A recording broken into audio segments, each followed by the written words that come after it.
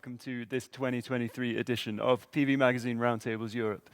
I am Mark Hutchins, editor at PV Magazine, and it's great to be back in the studio here for another huge Roundtables event. Please do take a look at our schedule. As Frederica just explained, we have 2 full days of Roundtable sessions planned for you, each packed with presentations, interviews, and panel discussions covering solar and energy storage industries from start to finish. Before all of that, though, right now, it is my pleasure to welcome you to this first session of the day, which we have titled Handling Harsh Environments. Solar installations must be able to stand up to everything the weather can throw at them for 25 years or even longer. And as extreme weather events become sadly more common and land constraints push project development into deserts, mountains, jungles, and even out to sea, it's important to have the right reassurances that modules, inverters, cables, connectors, and every other system component is up to the task. Coming up in this session, we'll hear from Shen, Senior Manager in Product Marketing at LONGi Solar, about the manufacturer's careful quality control and how it promises strong reliability performance in even the toughest environments. Following on from Shen, this session's spotlight presentation comes from Joe Guo, Senior Product Manager at Yingli Solar, who will share details of the company's latest module, which is specialized for use in offshore floating PV installations. And then we round off this first session of the day with a panel discussion where we have assembled a small group of experts dedicated to ensuring solar installations can survive out at sea, or indeed wherever the next great innovator decides to put one. All of that coming up in the next hour with it, and let's move along with it, shall we? I'm now very pleased to welcome Shen of LONGi Solar. Shen, good morning, welcome, and thank you for joining us. Thank you, good morning. Could you hear me? Thank you. Before we start with your presentation, one quick question. Do you see a need for specialized components for harsh environments, for offshore floating PV in particular? Of course, I think it's depending on the environment and also the technologies. Because for different technologies, for instance, the like PERC technology, the TOPCon technology, the HJT technologies, the pattern of the failure is quite different. So different module, different technology, different environment, you have to different designs. Okay, well, thank you, Shen. And I will now hand over to you, please. Thank you. So this is Shen. I'm responsible for the product marketing for Europe in LONGi, and it's very pleasure to introduce our designs and our ideas about the harsh environment for the modules. So before everything, I will introduce our company. So everyone knows LONGi is the largest module suppliers globally, but I think not everyone knows we are also largest wafer suppliers globally. So you will see in the last year, we are #1 for the wafer supplier, #1 of the module capacity, and #1 for the module shipment globally. So that is quite important because the integration strategy makes us very easy and very stable to control the quality of the modules. And this is the development of the company on the module business. And about 8 years ago, at that time, no one believed the mono wafer, mono technology will win the market. Our co-founders, they believe the mono technology will overcome the multi wafer technologies. So that's why LONGi decided to develop the module and cell technology at that time. And you will see in the past 8 years, we're very successful on the technologies and also on the production. Sorry, my screen is disappeared. Okay, thank you. So you will see on the past years, we developed many technologies based on the mono wafer and the very advanced technologies. And so the market share of the mono in the past 8 years is, I would say, it's the impressive.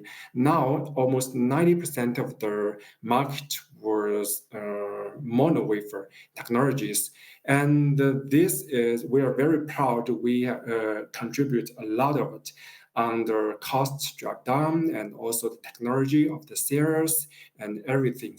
And also we realized in the last 2 years the technology is developing, and so we decide to go to further the N-type technologies and also the back contact technologies.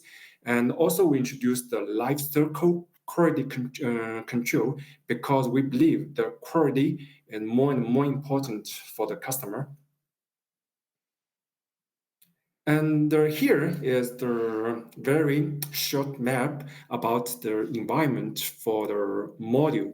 For the PV module, it's the working environment, I would say, is very harsh, and you will see in some area and dry, high radiation, some area the high temperature, and like floating projects, the humidity is high, and for some case the dust is a problem.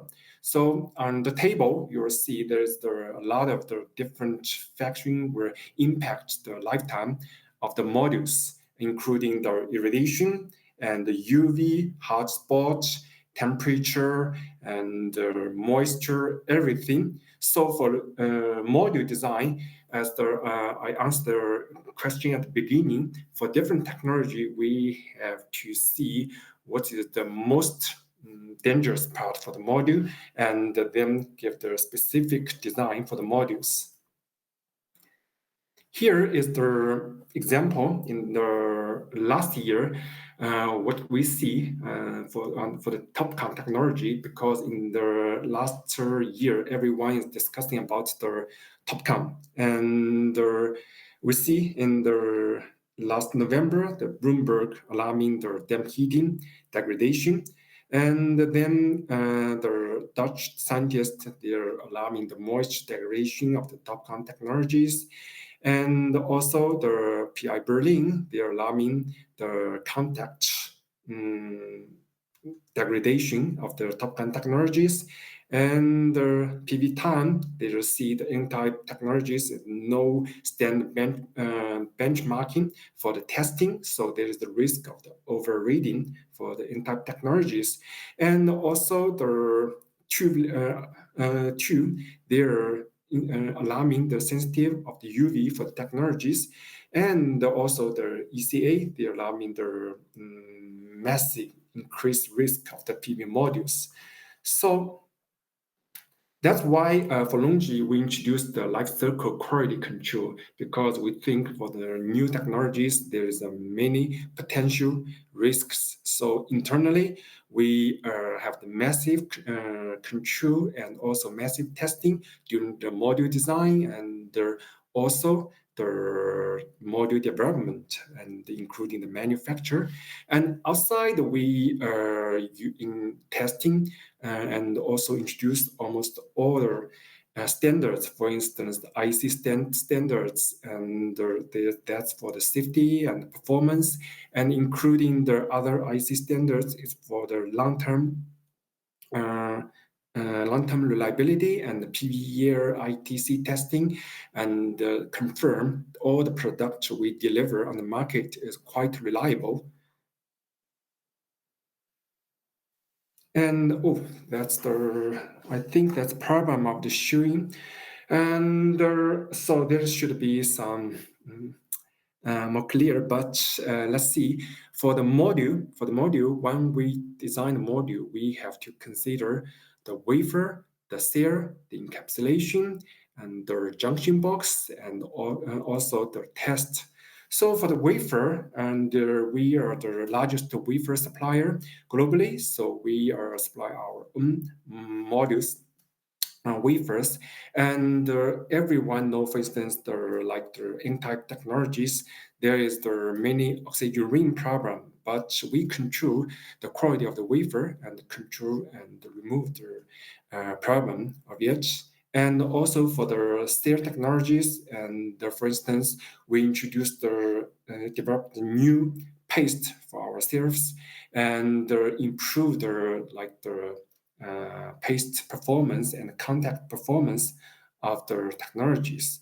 And the encapsulation, we are very at the beginning of during the design already realized the risk of the UV and the PID risk of the modules for the top-gun technologies. So we optimized the design of the encapsulation and also to increase the gram weight of the fumes to protect better for the module. And for the junction box, we are introduced the third generation sorting technologies, and also the AI inspection online during the manufacture. And also we think about the safety margin of the diode inside the junction box, and it's quite important to keep it stable in the outside performance.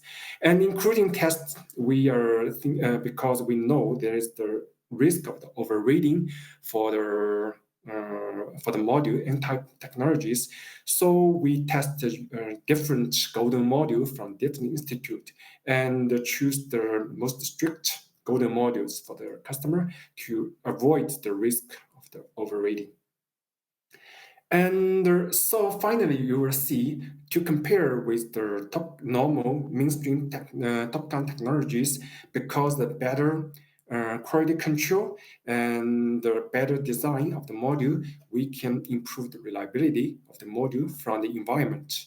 And so regarding the failure rate of the module technologies, to compare with the normal technologies, our HPDC, that's the HIMO 7, can decrease the failure rate from 3% of the whole lifetime to the 1% in the whole lifetime, because they're better quality controls.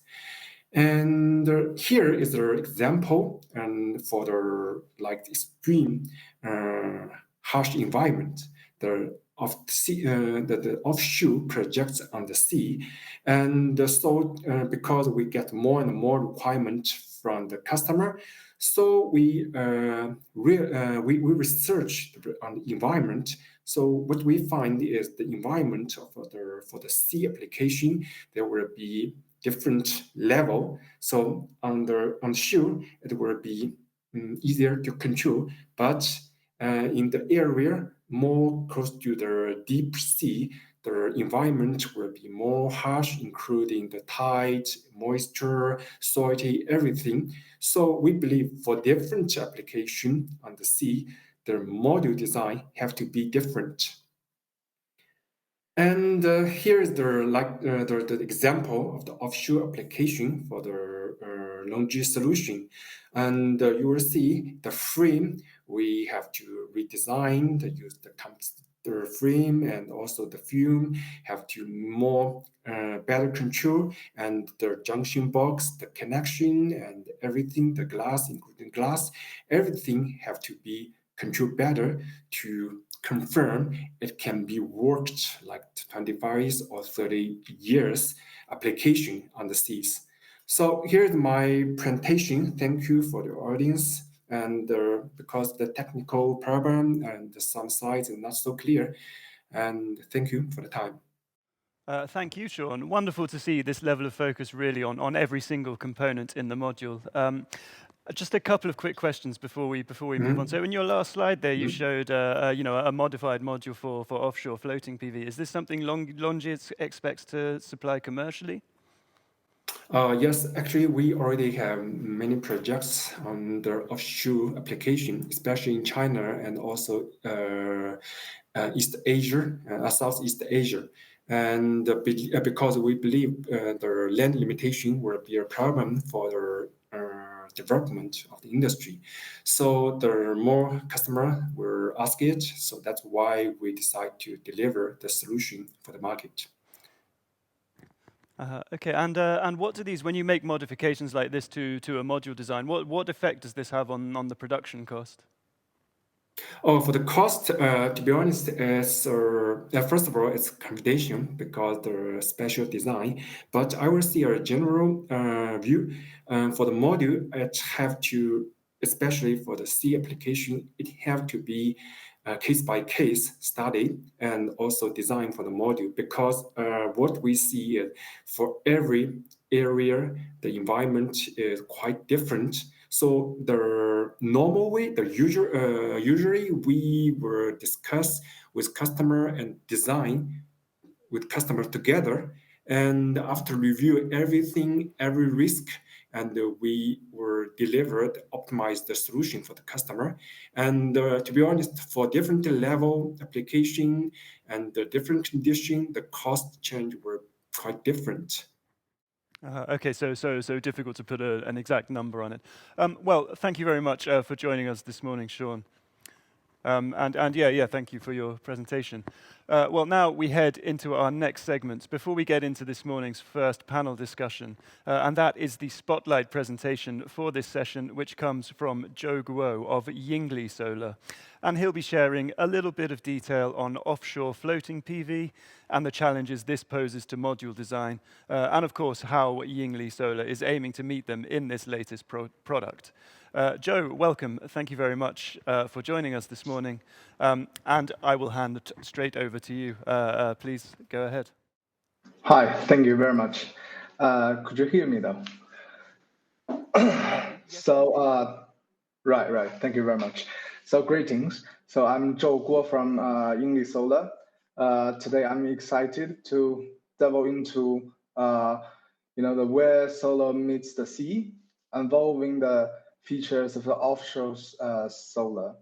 So we are explore the fusion of solar energy with oceanic conditions and innovative solutions to the challenges this presents.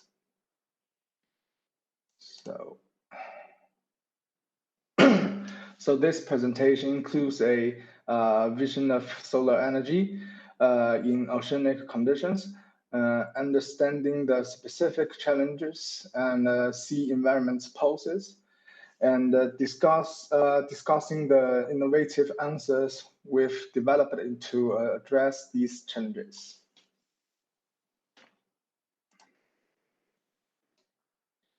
So envisioning solar power in oceanic environments opens up a new frontiers for renewable energy.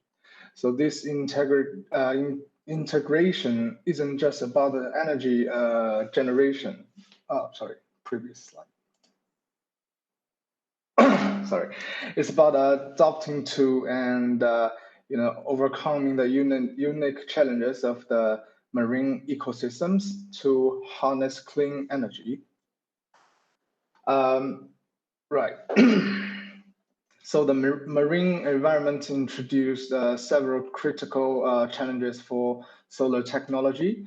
So high saltness leading to the frame corrosion, high humidity and heat causing the electrical components failures, and the strong wind posing risk of power station or power plants overturning, and high UV conditions, resulting in yellowing of the adhesive film and decrease the power output and the generation.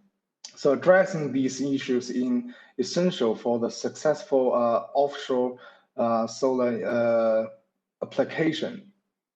So to combine these challenges, we focus on the several key solutions. So first is selecting corrosion resistance materials like stainless steels and and special alloys to reduce salt-free corrosion. And second, reinforcing the structural design to withstand strong wind and heavy rains, and also the snow.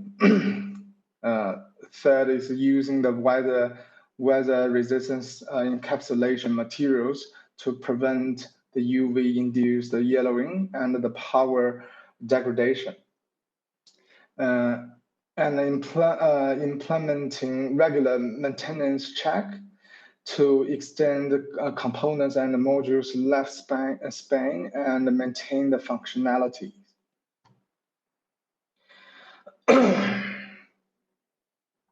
So our approach to solar solution in ocean conditions is comprehensive. So next slide, please. Yeah, we ensure our components and modules meets the highest standard for the corrosion resistance as classified by the ISO 9223 CX level, and pass the rigorous softness test in the line of with IEC 6100701, and maintain less than 2% power degradation post-test. And we designed to design these modules to withstand both high static and dynamic loads, and use high resistance encapsulation films suitable for the challenging conditions of high humidity, heat, and intensive UV exposures. I think next, please give me this. Thanks for this pleasure chance to introduce our new products, which is the Ocean Star. So the products line embodies quadruple protection. So first is high efficiency. Second is the salt resistance. Third is the load bearing, and is perfectly tailored for various nearshore and offshore photovoltaic applications and the utility plants. And back to the 2015, so a case study showcased our success. So we've supplied 400 kilowatts of solar modules for an island reef project in the South China Sea, designed to endure the high salt spray, humidity, and several typhoons. The post-integration performance of these modules has been outstanding, exemplifying our commitment to advancing solar technology in marine environments. And in summary, so we Yingli Solar are dedicated to pushing the boundaries of solar technology, particularly in the challenging conditions of the ocean and the utilities plants scenario, by understanding of an innovating solution for the unique problems presented by marine environment and utilities plant scenarios. We are paving the way for a more sustainable and efficient futures in offshore and solar power. And I want to thank you for your attention, and I look forward to the possibility that lies ahead as we continue to explore where the solar meets the sea. Thanks. I think that's all the presentation I will give you today. Well, thank you very much, Joe. And it is great to see a module maker really take on the challenge of a harsh environment like out at sea. A couple of questions, Joe, before we move on, if you don't mind. First of all, how big do you expect the market for this type of offshore module to be? Well, it depends on the customers. You mean the size of the module or the market? The size of the market, yeah. How many of these is Yingli manufacturing? Well, we are maybe in the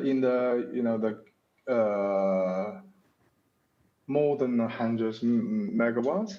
Probably this product is just announced. So let's see what happens when it's when it's sold to the market. Okay, sure. Right. And I mean, when it comes to testing a module like this and being sure that it can stand up to that harsh offshore environment, what kind of testing do you do? Do you have tests beyond the sort of usual IEC or UL standards? Right. We passed 8 times of 8 times beyond the IEC standard of salt mist test. So we are confident with these products using in the offshore or near shores scenarios.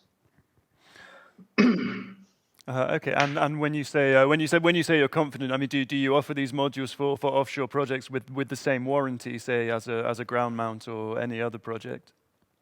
Yeah. I believe it's that. Right. Yes. Okay, and sorry, can you say what that warranty is? Is that 25, 30 years? Right. 25 years for the products. No. I mean 12 years for the products warranty and 30 years.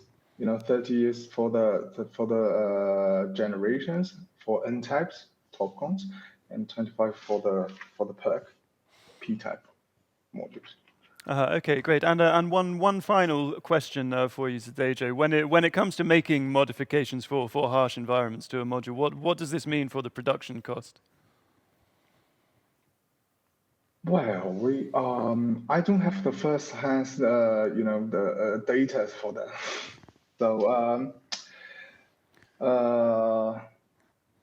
So if you're interested in the course, please contact with our the marketing development, please. Okay, sure. No problem. I appreciate that. Yeah. That can be a difficult question to answer. Right. No worries at all.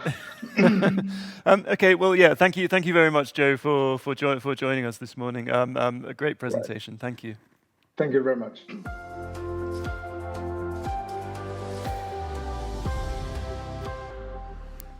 And now, for the final part of this session, we have what is sure to be a lively panel discussion with 3 experts who together bring plenty of experience in pushing PV installations offshore and into other harsh environments.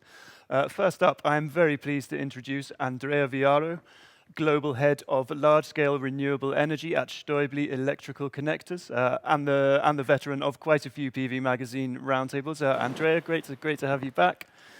Also joining us this morning is Kim de Beule of SeaVolt, which is based over in Belgium and currently developing test installations for PV out in the North Sea. Kim, welcome. Good morning. Good morning. And finally, joining us all the way from Singapore is Thomas Reindl, Deputy CEO and Cluster Director for Solar Energy Systems at the Solar Energy Research Institute of Singapore. Well, a warm welcome to the 3 of you. Thank you very much for joining this panel in our Roundtables Europe 2023. And well, let's get straight to it.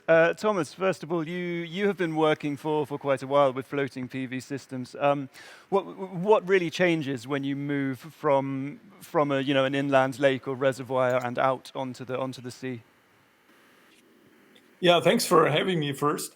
We have been working on floating solar all the way back since 2016 when we built a megawatt scale test bed.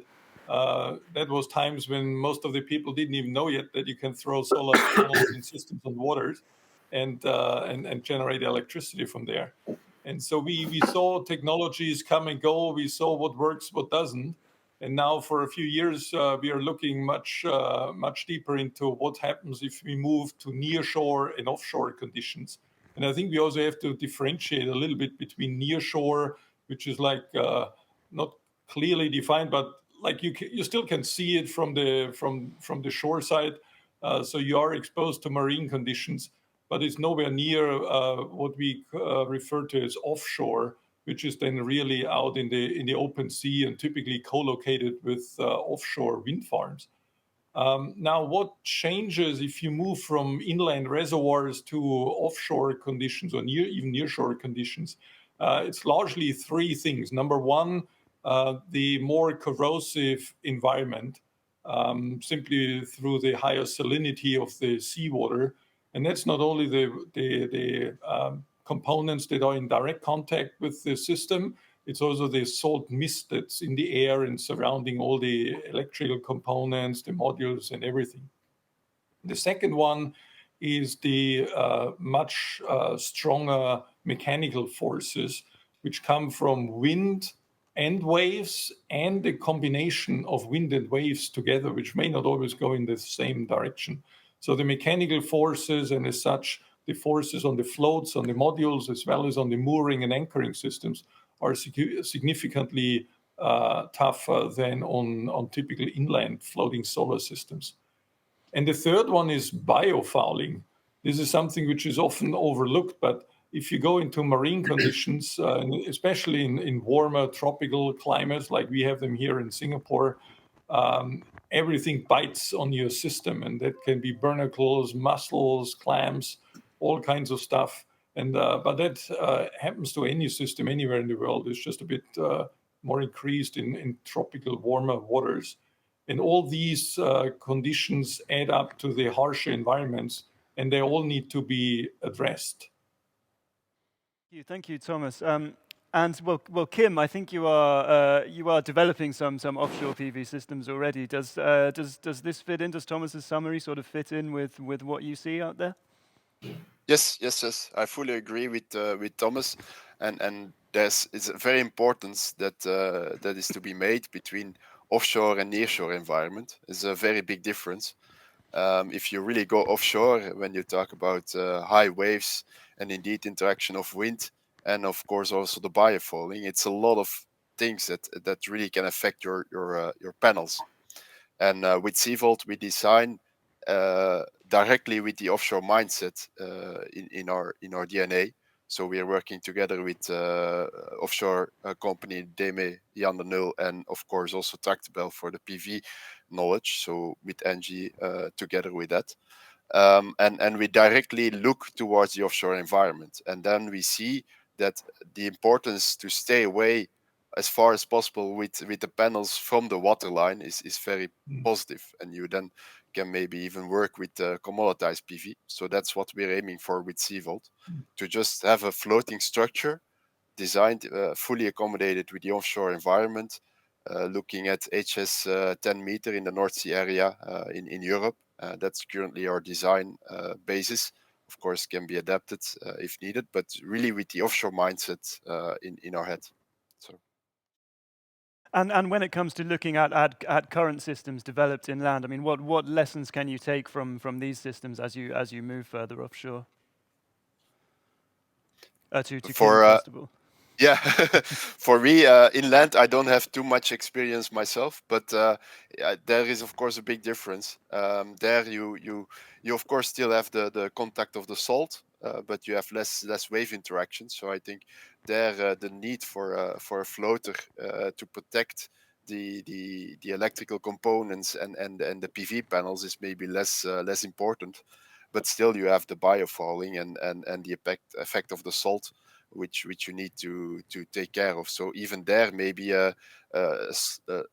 maybe less large elevated structure can be of a benefit from my point of view. And Andrea, turning quickly to the connectors and cabling, of course, and a very important component in any PV system. What impacts do you see from the constant movement and the maybe corrosive environment that you would have in an offshore or a nearshore PV installation? Yeah, sure. Well, Mark, I think it's fair to say that even in normal conditions, any PV plant offers very challenging conditions to each component actually used for the plants. If we consider the high radiance that components are exposed, and UV light, for instance, which is very aggressive towards polymers, but also temperature, high temperature or extremely low temperatures, or temperature variations which induce fatigue of course, effects on materials and components used for PV systems. And of course, humidity, which is present also in, as Thomas was mentioning, in land installations, so inland installations or ground-mounted in certain locations, very high anyway already. But when moving to offshore or inshore and inland floating systems, clearly moisture and humidity starts to be really one of the main problems or challenges.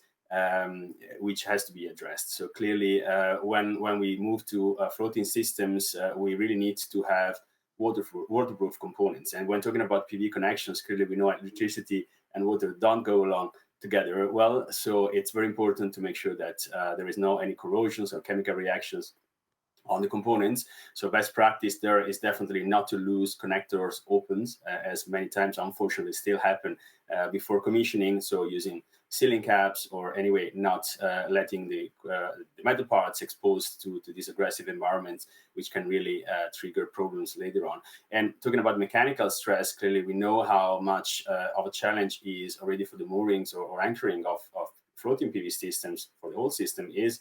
And talking about cabling and connectors, that's also valid, and that's also offering a challenge, and even beyond expected in some cases, because probably it's also overlooked sometimes how even offshore systems might be affected by icing on the components, which can generate extra mechanical load on the cabling, for instance. So it's very good practice and important to make sure that the cabling are not moving, not hanging in the air. So to fix them very well to the structure to make sure that there is no any possible impact on the components due to mechanical stress, which is also present.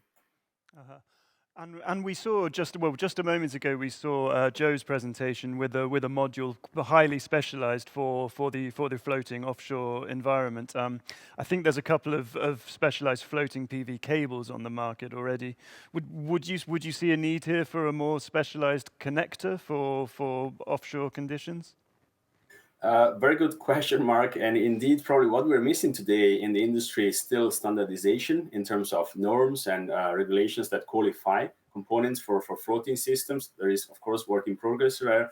But at the moment, we only have qualified floats and structures basically for floating systems.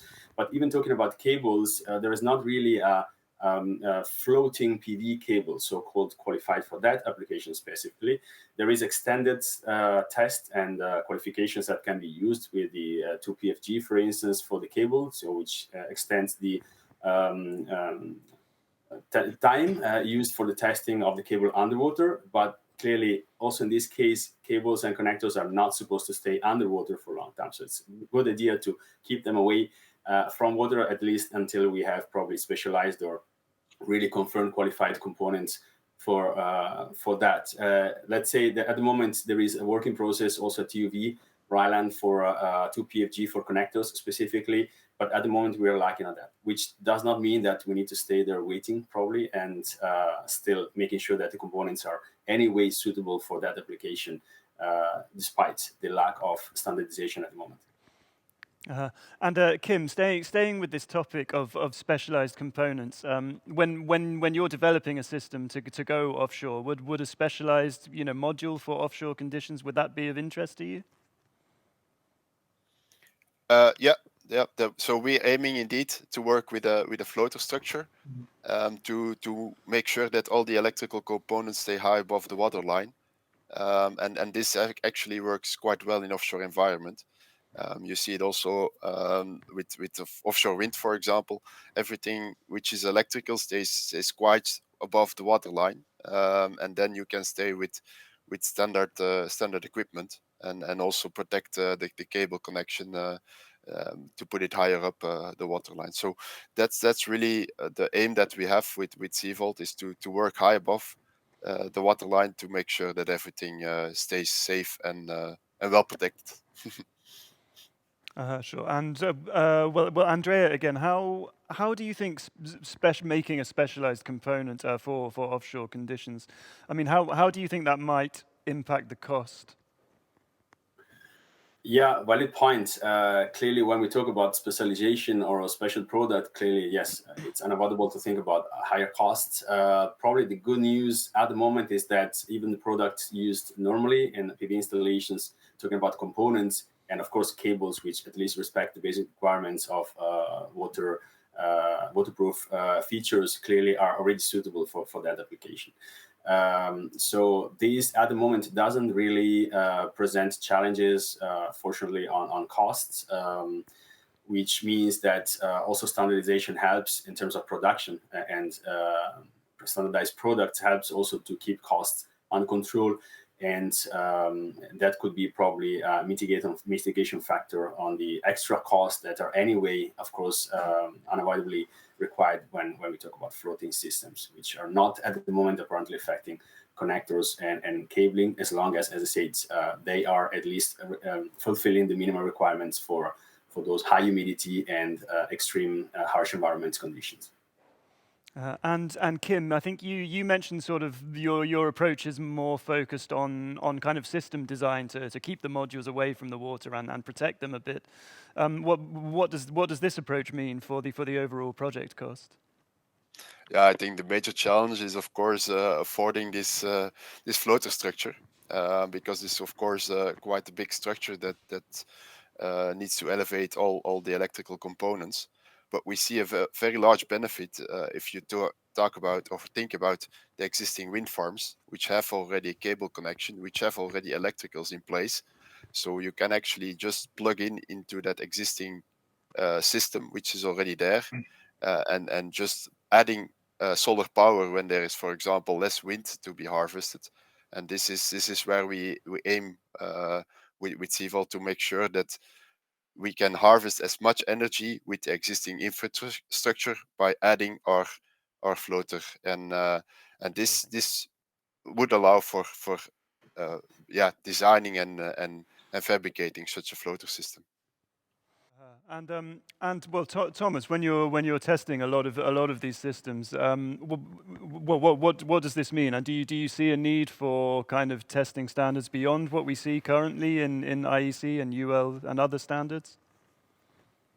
Yeah, this is definitely important, and we are driving this. All the years of experience which we have done, we drafted and we have passed now a Singapore standard, which is based on an international IEC standard for ground mounted, where we took out stuff which only fits for ground mounted, and we added in areas which are specifically of importance to floating solar.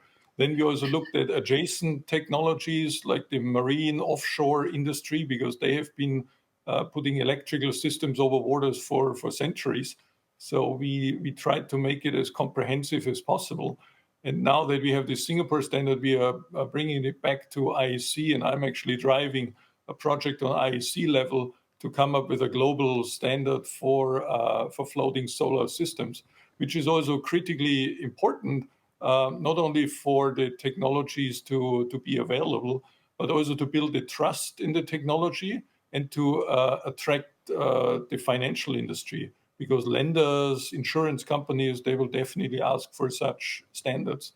The standards will be both on system level, that's the ones which are already in progress, but it will also need to be on component level. Like Andrea said, for cables and connectors, there might be specific application or specific needs for certain additional tests. At Ceres, we have also looked very much in pre-normative tests on PV modules, because we see increased vibrations, for example, especially for nearshore conditions. We see thermal shock effects potentially. Just imagine you have a bright sunny day, the solar panel may heat up to 50, 60, 70 degrees Celsius in hot climates. And then you may get splashes or waves hitting the solar panels, and the water might be 20 or 25 degrees. So you get instantaneous thermal shocks on the module. And we are also trying to figure out what that means to the longevity and the reliability of the solar panel. So definitely there is a need for a standard. We are also trying to drive this. There's a global community already working on this, but we, I think, need to go even more into details into into the various components once we are out at sea. And Andrea, going back to one of those components, the connector, is there if you had a customer who was doing an offshore PV project, is there specific testing you would recommend beyond what you normally do?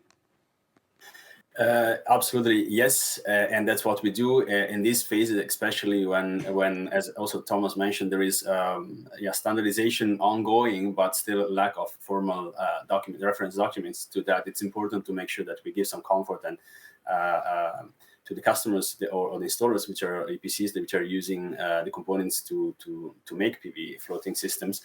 And clearly, we are in a situation in this period when industry is ahead of standardization. So it's important to keep that approach constantly in general, but especially when talking about harsh environments or extreme new applications, to make sure that the products and the components are really suitable and fulfilling the requirements for that kind of situations. So, for instance, talking about connectors, one aspect we are working on is, of course, the waterproof, so water ingress and resistance to water and moisture. So testing the components and the connectors beyond the minimum requirements up to, for instance, 7 days underwater. And so far, results are positive. So it seems that, as I mentioned earlier, components are already qualified and fulfilling these requirements.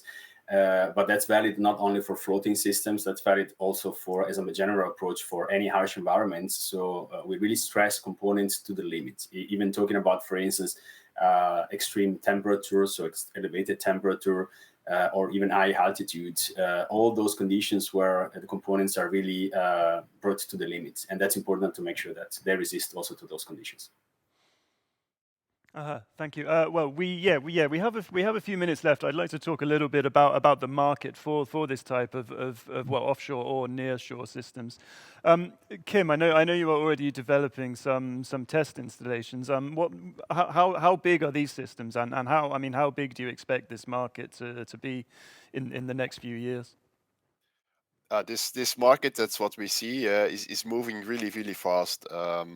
We talk now, especially for the offshore environment, about small pilot projects, and they're already talking in the Netherlands, in Europe, of 3 gigawatts by 2030. So that's I think a pioneering country for offshore environment. So you really see it will rapidly grow, and there is large advantages of going offshore, because you of course have the easy access. You have permitting, which is more easy. So in general, and of course the electrical environment, which is already there. So you have existing cable connections. So it can go very, very quick. And we see also with SeaVolt the request from a lot of developers, a big interest in introducing this in existing wind farms. So this market really moves quick. And it's moving on. And is that all focused in Europe at the moment, or are you looking at other regions as well, possibly? We look for the moment as our starting area, of course, into Europe, because we focus our first design in the North Sea environment, so to 10-meter wave conditions. But of course, we are also opening our eyes for other environments.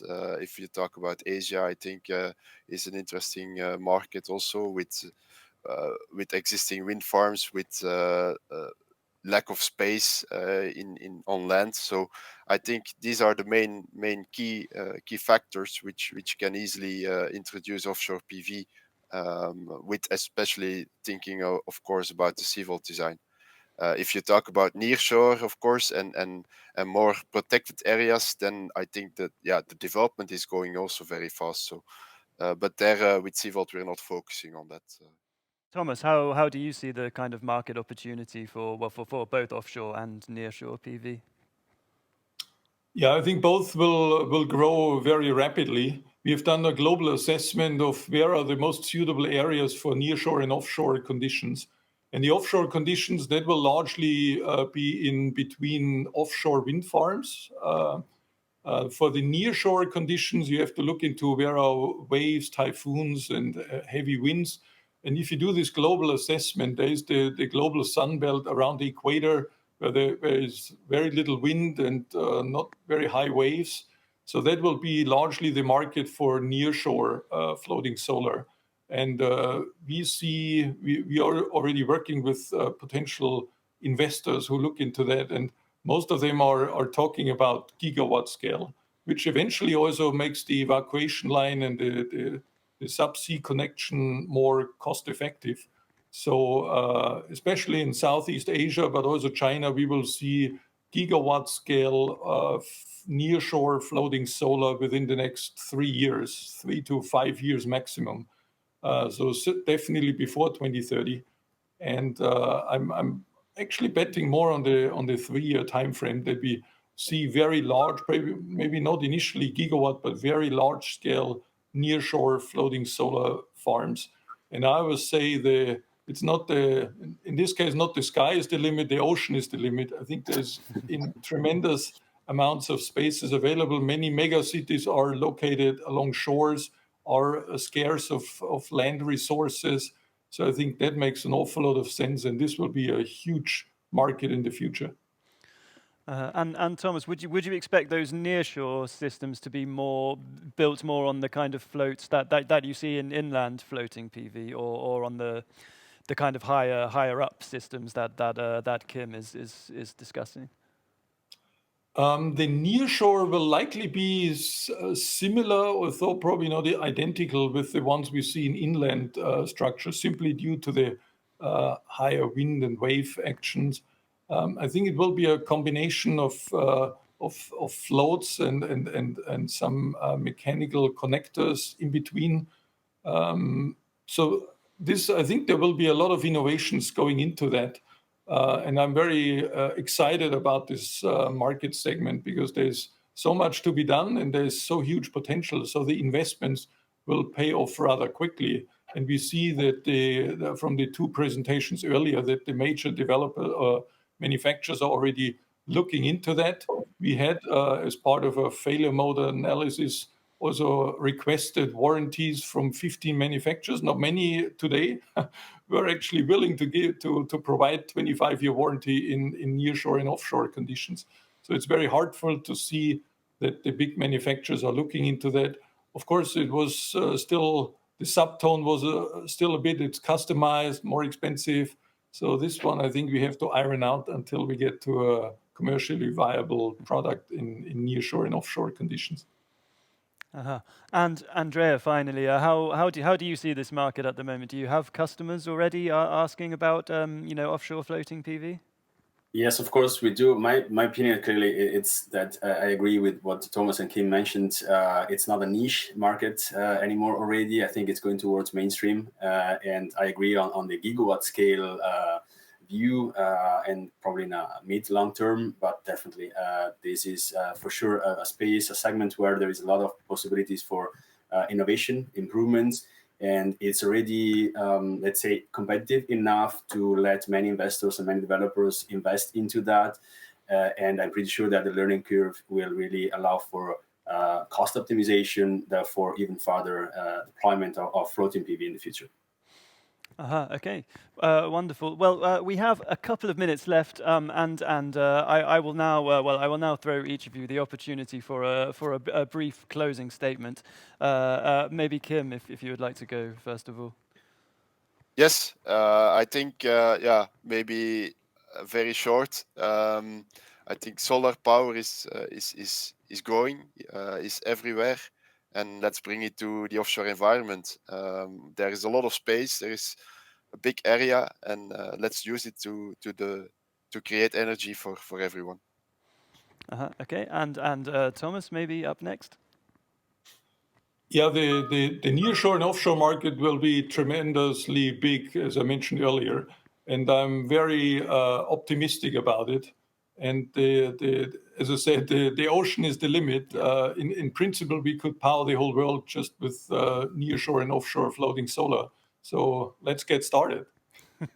All right, and finally, Andrea, anything to say in closing? Well, components are ready, are available. There is technology that can really enable to do floating PV systems. So I would say, using a metaphor, let's surf the wave and let's go for it.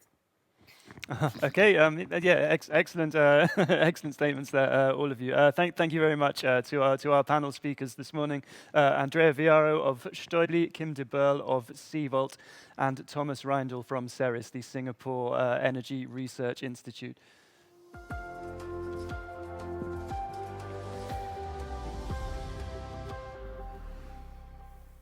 And well, I think we will have to leave it there for today. That was the Handling Harsh Environments session. And it is indeed exciting and encouraging to see PV rolling out onto the ocean and into other new environments as well. And excellent to see plenty of experts this morning in agreement that the industry is up to the task, provided that the right precautions are taken. Well, thank you once more to all of our speakers in this session, to all behind the scenes, and of course to our audience for joining us today.